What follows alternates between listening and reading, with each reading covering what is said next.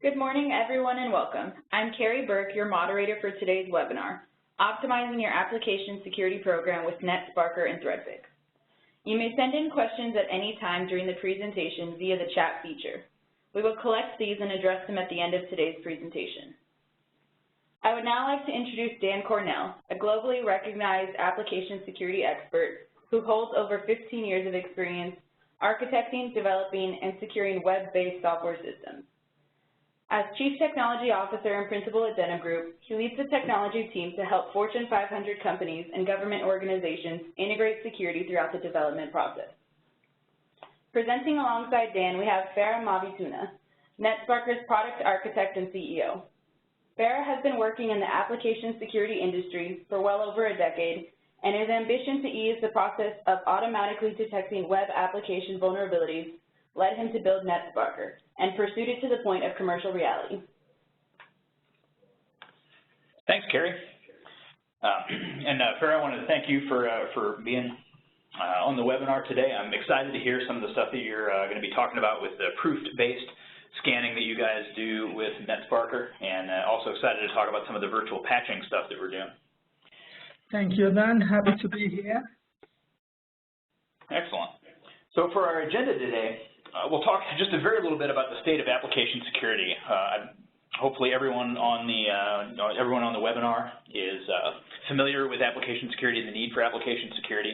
And so really what we're going to be talking about today is how do you assemble a tool set that lets you address your portfolio of applications at scale? How do you leverage automation to detect vulnerabilities? How can you use technology to protect applications that have vulnerabilities while developers fix them, and how can you get these vulnerabilities in the hands of the developers for resolution?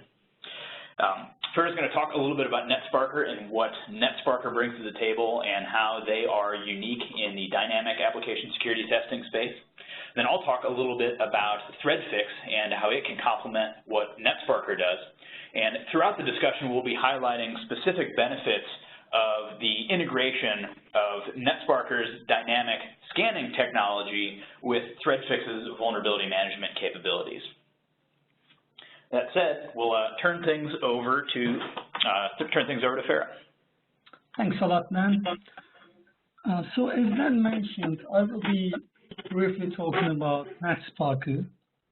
Netsparker is an automated web application security tool, so it's a dynamic scanner. It's not, you don't need the source code. You just point it to the website. You enter your credentials. If it requires an authentication, then it will scan the website, and it will tell you all the vulnerabilities, all the issues, what kind of best practice that you are making from security point of view. We have two products in Netsparker. So we have Netsparker Desktop, which is a Windows software you can just install and run on your computer, and we have Netsparker Cloud, which is a software as a service version of Netsparker, which is scalable, comes up with so many enterprise features, which I will be mostly focusing on Netsparker Cloud today, mostly because I think it fits better to use with ThreadFix. It allows you to scan hundreds or thousands of websites within a short amount of time, and also ThreadFix allows you to use all that data and then get much more valuable information out of that data collectively. And also, we will talk a little bit about how to integrate all this with your web application firewall. So there are a couple of key features of Netsparker, and a couple of them are really important for today's discussion. The most important one is what we call proof-based scanning. And I will explain more about proof-based scanning, but the key point is when Netsparker finds a vulnerability, you can actually see whether it's a true positive, which means it's a real vulnerability and not a false positive, or it can be a false positive, which is a big distinction and plays a big role if you are going to automate anything. Because imagine you are getting results and you are having like 100 vulnerabilities in your hands, and you don't know which one of them are true positives or false positives. So even the tool that you are using reports only 1% false positives. That means out of 100 issues, only one of them is a false positive. But the fact that you don't know which one, you still have to go through every single one of them and confirm whether they are actual vulnerabilities or false positives. So Netsparker Cloud, as I said, it's a scalable solution. So what it can do, you can actually add hundreds or thousands of websites in your Netsparker Cloud and say, okay, I've just imported 1,000 websites, go ahead and scan them. And it will take, generally, for any website, it will take maximum of 24 hours to finish the scan. And in general, it will take only 8 hours. And the beauty of cloud, as we know, you can scale. So it can actually scan 1,000 websites at the very same time. It can actually scan way more. But, you know, for the sake of argument, let's stick with 1,000. It can scan 100, 1,000, and even 5,000.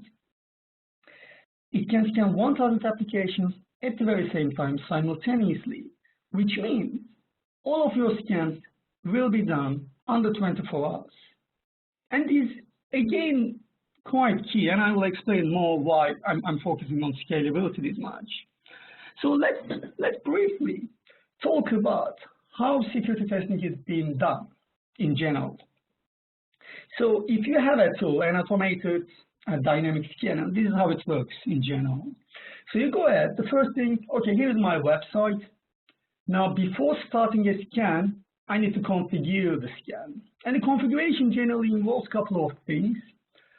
It has one piece of it, custom 404 configuration. So if the website that you are scanning has some sort of custom 404 pages, then you want to configure them. So if a page is not found, there's this message.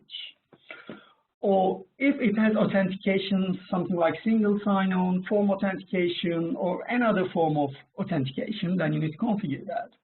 And then you need to configure URL rewrites, because even though your website has, you know, maybe 15,000 pages, it only has 15 dynamic pages, but the rest is just content coming from the very same template from different database records.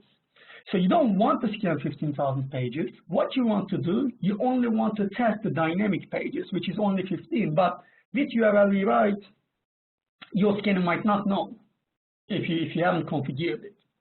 So the scan can take longer, and the result is not that good because what you are testing is not actually correct. You are just testing the static pages at the end of the day.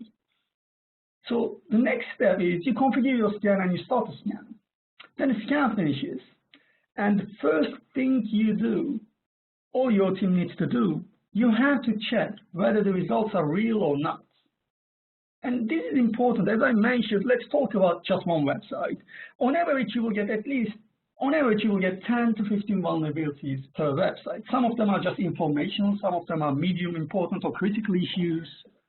And the next thing you will do, okay, let's review these issues. We have an internal IP disclosure in here. Okay, it's easy to review, right? You can just look at it. Is it an internal IP disclosure? Yeah, it looks like an internal IP address. Is it actually coming from our service? No, it's actually different subnet, so it's a false positive. So you can say that. And that was easy, right? So let's go and think about another issue. Let's say we are doing the same thing about the blind SQL injection.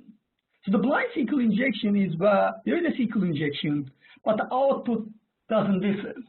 So the output is always same, but it's a time-based issue. Or Boolean SQL injection quite similar, where there is no error messages, but you only get one or the other output. So you only kind of get true or false responses.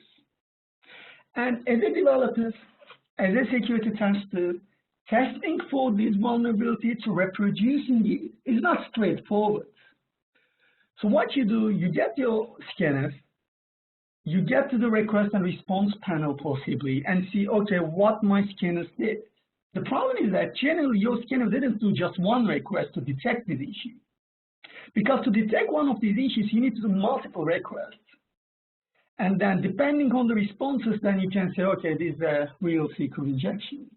And at the end of the day, what happens generally if you know web application security well from an attacker point of view, what you do, you will take this issue and you will say, okay, let's exploit it.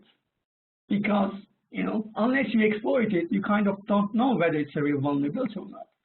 But when you exploit it and get the data from the database, you know, the target database, through this particular SQL injection, you know it's real. It cannot be a false positive anymore because it successfully exploits the vulnerability.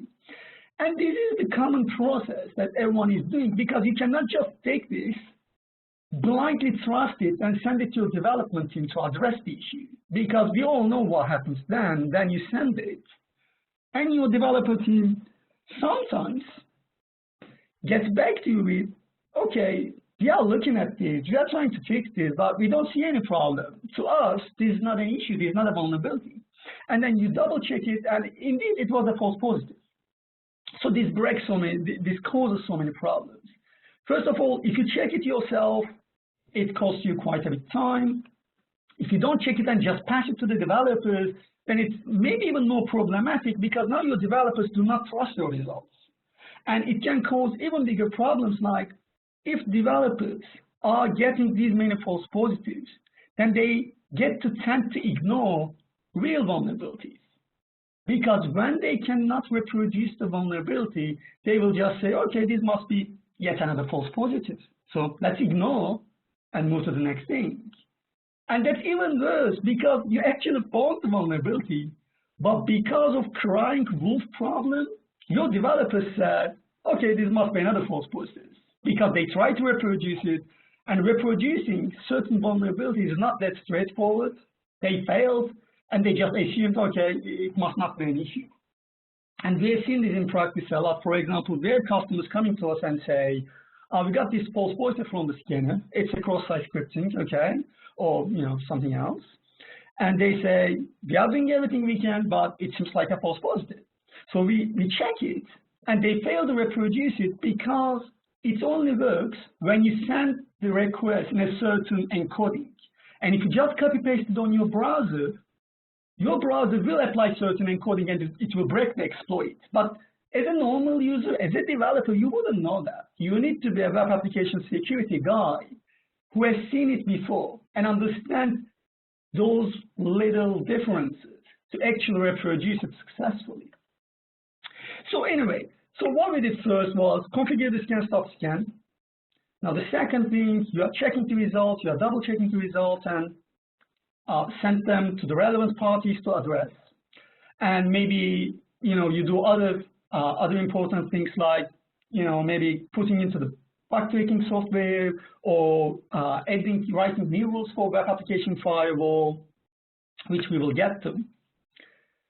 And that's part of the step third, which is addressing the actual issue. And it's not just sending it to developers. It doesn't end there, does it? You send it, and then your developers need to address it. And then you need to check whether they addressed it correctly. And after the check, you also need to deploy it. Because if you're only fixing it on your local server, there is no value in that. It needs to be live. And if there's a vulnerability that is critical, let's say we are talking about a SQL injection or command injection, how long can you leave your production server exposed with this kind of critical vulnerabilities? It's a very hard question, isn't it? Because someone can just come in and hack it. The vulnerability is there. So you need to really minimize that window. So you need to take an action as quick as possible and as soon as possible, which is quite complicated, especially the bigger the company gets. This gets more complicated because more people involved, more parties involved, trade involved, development involved, and all that. So I've explained all this because it's how it works today in majority of the cases. However, we believe by utilizing Netsparker and ThreadFix, you can actually go through this process. First of all, much faster, but second, in a much accurate manner. And finally, you will also have a good solution for the time between the developers know the problem and fix address and deploy the solution. Because it can take a lot of time fixing an issue, then testing it in QA, then deploying it onto the live server, and everything needs to be okay in between. And obviously, before the deployment, you also want to retest the vulnerability just to be sure it's actually being addressed correctly by the developers, which is not always the case. So the process with Netsparker and ThreadFix, imagine this. With Netsparker Cloud, you can say, here is my 1,000 domains. You can import all of them to Netsparker Cloud. And with one button, you can say, okay, go ahead and scan all. You still need to do configuration if you have authentication, but the configuration is very simple. You can go to certain websites that requires authentication and just say username, password, and the URL. The rest, like custom 404, URL rewrite, support for single-page applications or other complex applications, it's all automated. It will heuristically figure out URL rewrite. It will automatically figure out custom 404 pages. So what we try to do, automate what can be automated. That's what we try to do. So the point is you can really quickly, as quick as you can, stop the scans, import the website and stop the scans. And the next step, which only takes maximum of 24 hours. So you will get vulnerabilities from 1,000 websites under a day. But not a real challenge starts. We talked about, on average, we will get like 10 to 15 vulnerabilities from one website. So if we are talking about 1,000 websites, we are talking about 10,000 issues, 10,000 vulnerabilities. Some of them are critical, maybe 10% of them. Some of them are just best practice. We can kind of ignore 25%, maybe just best practice. We can ignore, not require any urgent attention. But the issues that, such as SQL injection, local file inclusion, remote code execution, all that kind of stuff, you need to take an action right now.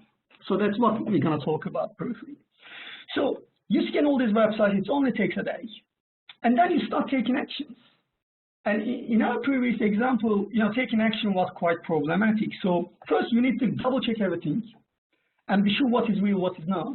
And when it's real, pass it to your developers so they can fix it. With Netsparker, you don't have that problem because it will confirm the vulnerability for you. And I will briefly explain how is that even possible. But it gets even better. Now, imagine you have 10,000 vulnerabilities.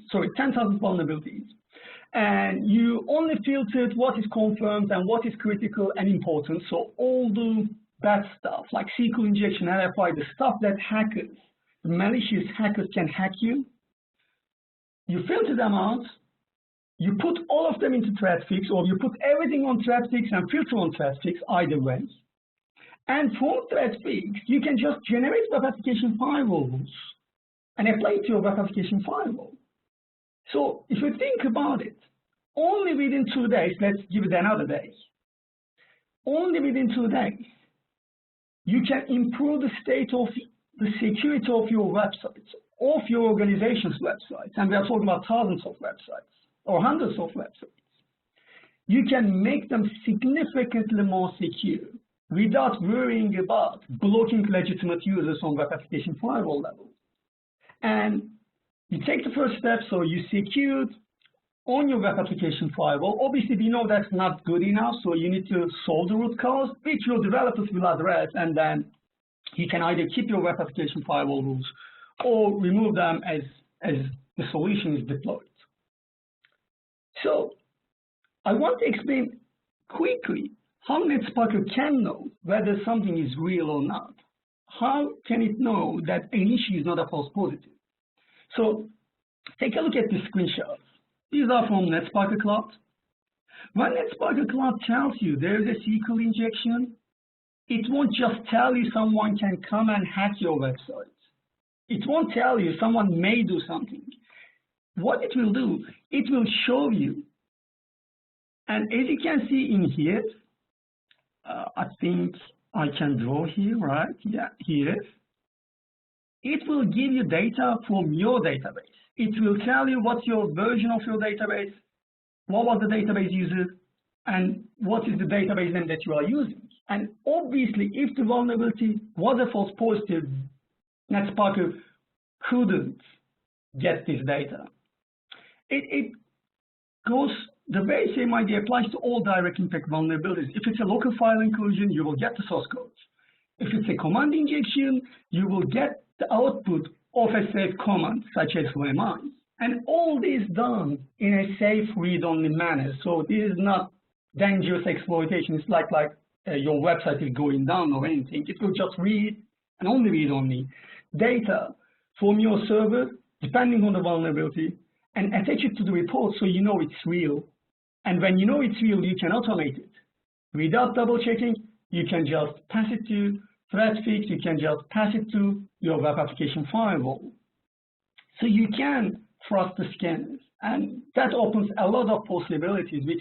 Because now you can be quicker, now you don't have to waste time, and even better, now you can automate stuff. So this is what I thought. You can scale, and this is huge. So with ThreadFix, within only 24 hours, you can get from, I don't know what I have now, to I know how my websites look like, what are the critical issues that is real, and you can even apply web application firewalls to make them secure very, very quickly. That's it from me then. I hope it didn't take too much time. That's great. Thank you very much. All right. Thank you. So now we'll talk a little bit about ThreadFix and how Netsparker's dynamic scanning and testing fits into the whole ThreadFix workflow. And really with ThreadFix, that allows you to create a consolidated view of your application portfolio and all the vulnerabilities you've identified. It lets you prioritize your application risk decisions based on data. You can reduce risk and provide protection via virtual patching. And ultimately, you can translate these vulnerabilities over to the tools that the developers are already using. And I'll mention this a couple times, but one of the really exciting things about using Netsparker with ThreadFix is their proof-based approach to help eliminate false positives. And given the evidence that the scanner has that gives you high confidence in them, a big trend that we're seeing is increasingly development teams are looking to include security into their CI/CD pipelines, and so having that reduction in false positives is really valuable, and that's something that Netsparker brings to the table. So just a little bit of background about ThreadFix. What it lets you do is it lets you lay out your application portfolio and then to bring in the results of all the different testing and assurance activities that you're undertaking. So if you're doing static testing with a Fortify or a Checkmarks, if you're doing dynamic testing with Netsparker, if you're doing interactive testing with like a Contrast, you can pull in the results of all of this automated testing into one central console. Also, if you're doing manual assessments, manual penetration tests, manual code reviews, that data can also be imported into ThreadFix, as well as if you have a third-party assessment program with external parties doing testing and providing you with vulnerability data. So you bring all of that data into ThreadFix along with any false positive analysis that you've done. And ThreadFix provides you with that unified consolidated view, and then it lets you translate that out to other stakeholders via reporting and metrics, communicating with developers' defect tracking systems or developer IDEs, and it also lets you report up from a risk basis up to GRC systems. So we'll look at creating a consolidated view of your applications and your vulnerabilities. And so with ThreadFix, you can track your portfolio. You can lay out, here are all the different teams I have across my enterprise that are developing software. If those are different functional teams in different lines of business, if they're geographically distributed, whatever that might be, you probably have a lot of application developers spread throughout your organization, all developing mobile applications, web applications, whatever applications are providing value for your organization, for your customers. You can lay out that portfolio, and then as I talked about before, start to import these vulnerabilities that are being generated by all of these different sources. And as you import those vulnerabilities, and as you do this over time, you can see vulnerabilities show up, vulnerabilities go away, and start to track so that you can do trending and starting to run metrics. What ThreadFix also lets you do is to dedupe and consolidate vulnerabilities. And so if you are importing vulnerabilities from multiple static tools, multiple dynamic tools, And with Denham Group's hybrid analysis mapping technology that we've developed along with the U.S. Department of Homeland Security, you can also correlate between dynamically identified vulnerabilities and statically identified vulnerabilities. And so ThreadFix takes these, what are essentially multiple data feeds from these different testing activities, and consolidates those all into one unified view. That saves you the time of having to manually dedupe those, and helps to avoid pushback from development teams if you start to try and push that problem off to them. So once you've got that consolidated view of the vulnerabilities that have been identified in a specific application and across the portfolio, you can start to prioritize these vulnerabilities for resolution. So you can look and see, what am I the most concerned about right now? Am I concerned about SQL injection that may allow for data to be exfiltrated? Am I more worried for this application about cross-site scripting because of phishing concerns? Do I have certain regulatory requirements or pressures for this particular applications? Whatever that might be, you can slice and dice this vulnerability data that has been imported to identify the vulnerabilities that are the highest priority for resolution. So this lets you sit from the outside and look across this data and identify what do we need to fix first, and what can we maybe, or realistically, or are we going to have to wait on. The good thing about this is as you look at it for an individual application, you can look at trends for that specific application. But as you look at it across applications, you can start to take a much more quantitative view of your application security program, because that helps you answer questions such as, hey, I trained this team in secure development, and I saw that they reduced the number of vulnerabilities they were introducing and increased the speed at which they were fixing vulnerabilities. That gives me a basis to think if I roll this training program out across the entire enterprise, I may see similar results. It also lets you look to say, how is this team doing versus that team? And also to look at the technology you're using to say which ones of these technologies, or which of these technologies is finding the vulnerabilities that we care about the most, and which ones are potentially causing us problems because they're identifying vulnerabilities, but they also have a number of false positives, and that takes analysts time to find and identify those false positives. So by looking across the technologies you're using and across the portfolio over time, it allows you to take a much more quantitative view of your application security program and to have supporting data for decisions that you're going to make about budgeting, resource allocation, and other things. As Farah mentioned, one of the really exciting things that you can do by combining the dynamic testing of Netsparker with ThreadFix is you can provide short-term protection for certain types of vulnerabilities. So if you're identifying vulnerabilities like SQL injection, if you're identifying vulnerabilities like cross-site scripting in your applications, ThreadFix gives you the ability to lay out and say, I have these web application firewall devices, and these applications sit behind this particular device. With that knowledge, and the knowledge of the vulnerabilities that have been identified by the dynamic scanners like Netsparker, that lets us in ThreadFix generate very specific web application firewall rules.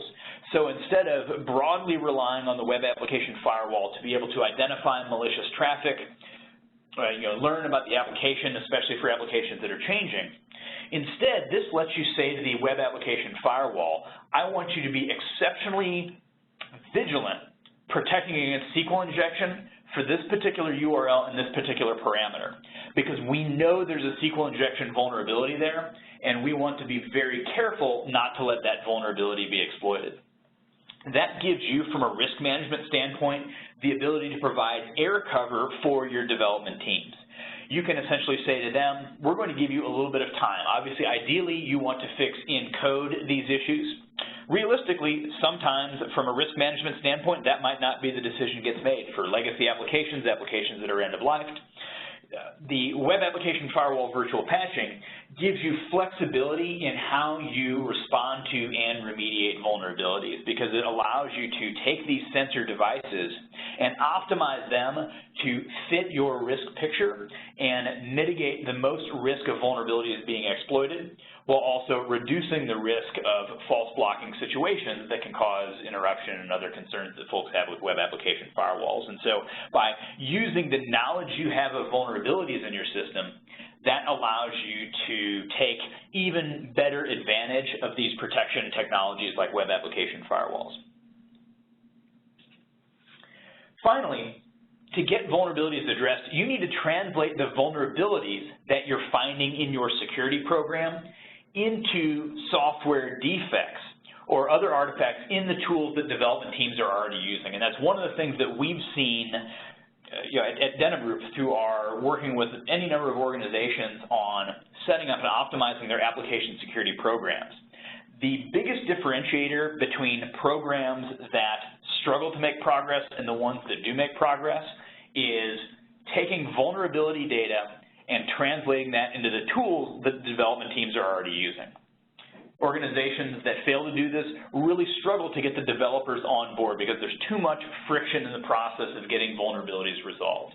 But if you can take these testing activities with Netsparker and other technologies and other techniques, if you can take these vulnerabilities, again, that security teams care about, and you can put them in the tools that developers are already using, that lets you, from the security team, take advantage of the tremendous investment these development teams have made in their tools. It lets you take advantage of the tremendous investment that they've made in all of their procedures and practices and the development methodology that they've built up. Because instead of security being some separate special thing that they have to pay attention to in addition to all the other work that they have to do, by translating vulnerabilities into the tools they're already using, that lets you characterize security vulnerabilities just as additional technical debt or as additional backlog. And so as developers get assigned new features, as developers get assigned non-security related bugs, they can also get assigned these security related tasks that they need to undertake. But again, security is not some special snowflake activity. It's just another thing that they need to do through the normal course of them doing business. And so with ThreadFix, it lets you bundle up, as you slice and dice this vulnerability data, it lets you bundle these vulnerabilities up into software defects or software change requests. And it lets you inject them into the defect tracking or the change management tools that the development teams are already using. So you can go and say, in this application, we found 100 cross-site scripting vulnerabilities. I want to bundle those up in sets of 20 and turn that into 5 defects in the JIRA system that our development team is using. And that way, during the next sprint planning or the next scrum, those vulnerabilities hopefully get assigned to a developer. The developer goes through, fixes whatever, makes whatever fixes they want, runs their unit test, checks in the code, marks the defect as resolved, and in ThreadFix you can see that status update and schedule testing to be done again to say the developers believe they've fixed this vulnerability. Let's run a retest and see if they're actually successful. And as a security team, that lets you optimize the way that you spend your time. You're sending defects over to development teams. You are notified when they update the status of these defects, and you can rerun scans, and you only need to reach out to the teams that are maybe having trouble. If there are teams that are being assigned security vulnerabilities as defects, they're solving those successfully, they get it. You don't necessarily need to reach out to them. You can focus your time instead on the teams that are having challenges with this. And this lets you take friction out of the remediation process, and as a security team member, it lets you optimize the way that you're spending your time so that you're focused on the highest value activities. You're doing the things that only you can do and taking tremendous advantage of all of the infrastructure that your development teams have already put in place. I want to open the floor up now for questions. If folks would use the Q&A feature, that would be fantastic. Let's see what we've got here. Okay, first question. Is it possible to have ThreadFix and Netsparker Cloud on-premise instead of on the cloud? I'll answer first just real briefly for ThreadFix and turn it over to Farah to talk about Netsparker. ThreadFix right now is installed on-site in your organization, and we do that for a number of reasons. If you need to communicate to defect tracking systems or web application firewalls inside of the corporate firewall, then just from a network topology standpoint, that's where we need to be. Next year, we will likely be rolling out a cloud-based version of ThreadFix, and we're also, for certain organizations that want to use ThreadFix as if it were in the cloud, we have a managed ThreadFix, some managed ThreadFix options that we're offering as well. Now, I'll turn it over to Farah to talk about Netsparker Cloud on-premise versus being a cloud. Farah? Thanks, Dan. For Netsparker Cloud, you can have on the cloud managed by us, or you can have on-premise option, and both of them will work with ThreadFix just fine. Excellent. Second question. Can ThreadFix filter vulnerabilities based on proof from Netsparker so you can only export those to the WAF? So inside of ThreadFix, you can filter vulnerabilities to identify only the ones that have been found by Netsparker, and you can choose those to be exported to the WAF. But the WAF export decision is typically made in ThreadFix based on the type of vulnerabilities. There are certain types of vulnerabilities that we can automatically provide protection for via ThreadFix in the virtual patching, SQL injection, cross-site scripting, the like, things that have a strong signature and that the web application firewalls often already understand. Whereas other types of vulnerabilities, authorization related things and things of that nature, there's not a great way to translate those in an automated way over into a web application firewall rule without a human being in the loop on that. Next question. Can Netsparker produce proof for all of the types of vulnerabilities that it can detect? I'll turn that over to Farah there. Netsparker can provide proof similar to what Dan mentions on what can be exported to web application firewalls. Netsparker can produce proof for vulnerabilities, as we call them, vulnerabilities with direct impact. So what's a direct impact vulnerability? It's the vulnerabilities that you can get hacked by. So to give you an example, if there's a SQL injection on your website, the chances are you can just get hacked.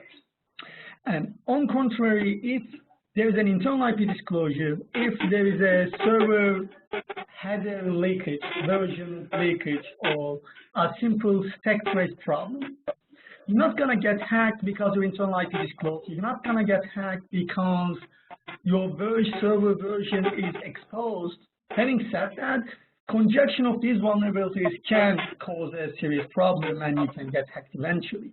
So what Netsparker will provide proof if the vulnerability is directly can cause it to get hacked. To give you an example, SQL injection, LFI, RFI, cross-site scripting, remote code execution, command injections, or code evaluation issues like PHP code evaluation, Ruby on Rails code evaluation. So all these kind of direct impact issues, you will have the proof. And all the issues such as internal IP disclosure, stack trace output, it will still give an accuracy, like we believe 90% accuracy that this is a correct issue. But at the end of the day, it's a stack trace. It can be a fake stack trace. It can be a wrong stack trace or not a real one. But the chances are it is real. But there won't be any proof for them. Fantastic. Next question. Can ThreadFix directly communicate with the WAF, or does it have to be manually imported into the WAF?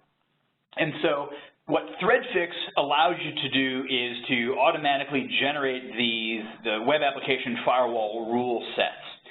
And the typical use for those is to download the rule set. A human a lot of times will do a quick glance over and upload those to the sensor device.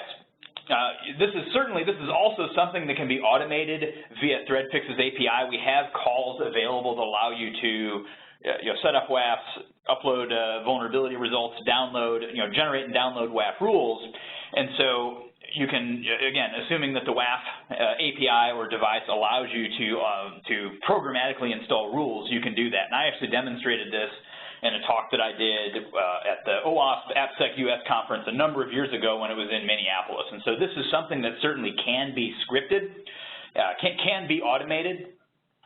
What we have found just from an implementation standpoint, we don't find a lot of organizations that are quite that ready to trust the automation yet.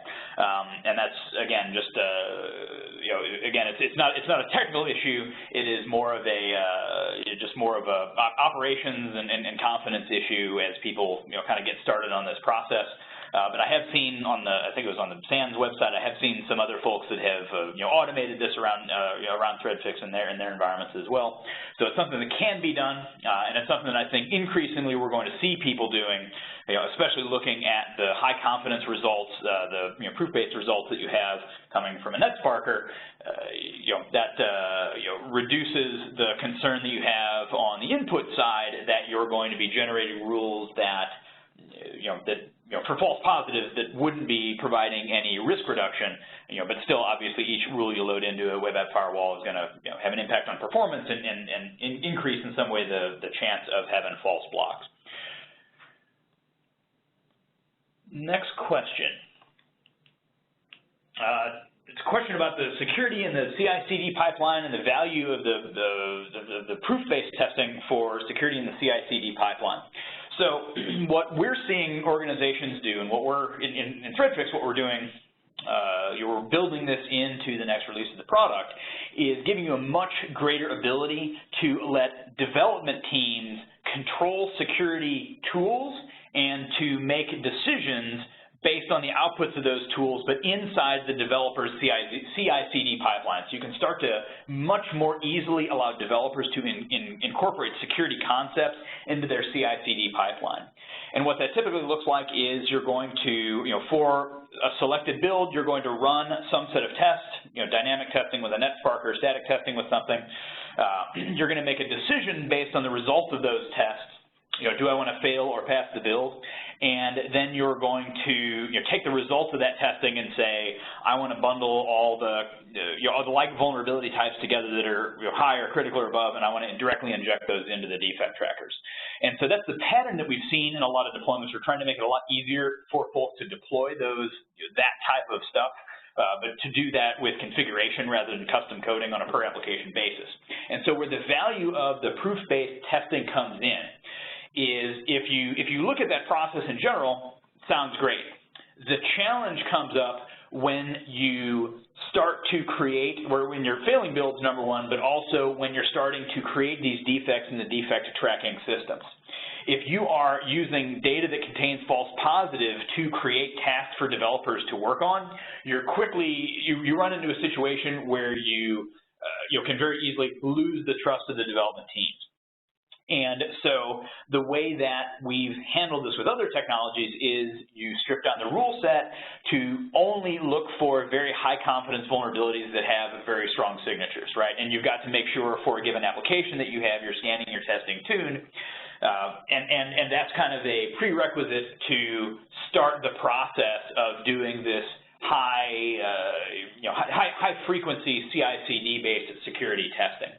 And so where the proof-based approach from Netsparker comes in is that helps to take away those concerns of false positives, or greatly reduce those concerns of false positives, because any of the vulnerabilities that are coming in from this source, we feel good that we can show the developers the proof of this is why this is an issue, and so that reduces the risk of you creating these either false failures in builds that shouldn't have happened because they're based on the presence of false positive data, and it also reduces the risk of you creating defects that have essentially wild goose chases for the developers try to chase down, because you can say, well, here's the proof that we have that this is an actual issue. And so that's what's exciting about looking at that kind of proof-based approach with Netsparker for these purposes is it helps to, when you look at actually rolling out these types of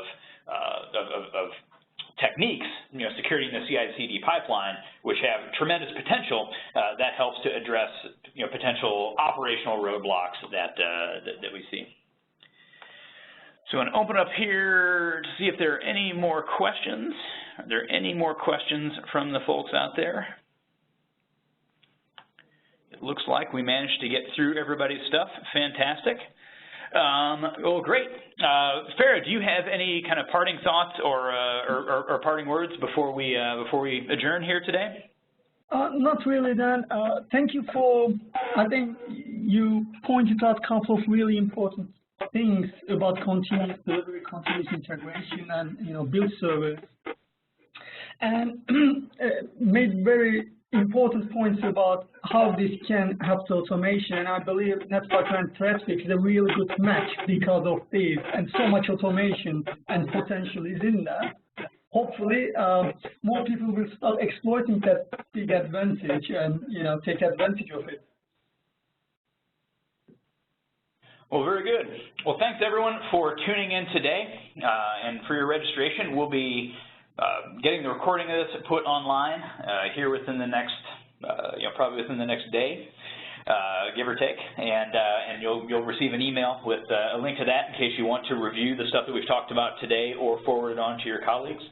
I want to thank everybody for attending and thank Farah for agreeing to participate. We're thrilled to have you come on and talk about the cool stuff that you guys are doing at Netsparker.